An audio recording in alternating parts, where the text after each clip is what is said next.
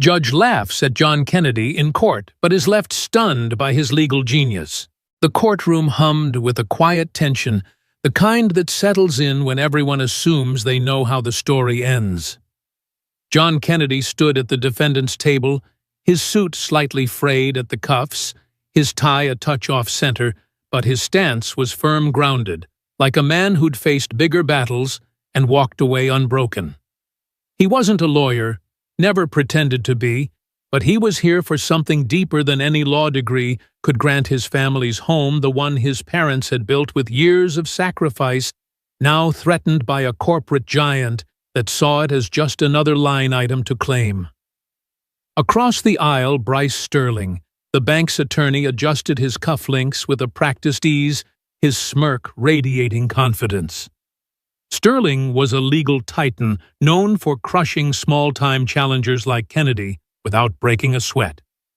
The gallery, a mix of corporate suits and curious onlookers, mirrored his certainty, their whispers carrying a tone of inevitability. Judge Walter Grayson presided from the bench.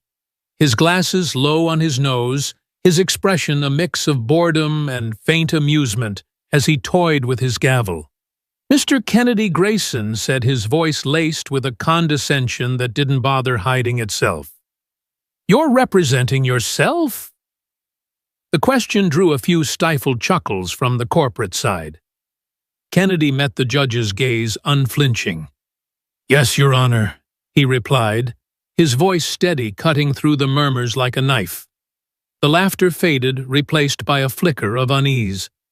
Sterling leaned toward his assistant, muttering something just loud enough for Kennedy to hear, a calculated jab meant to unsettle him.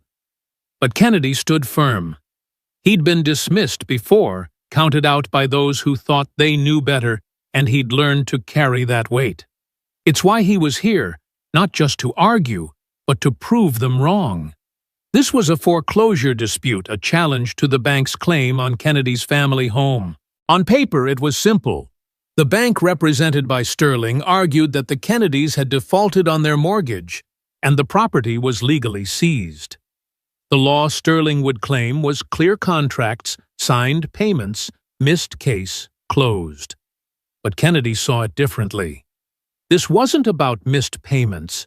It was about a system that preyed on families exploiting fine print to strip away what mattered most.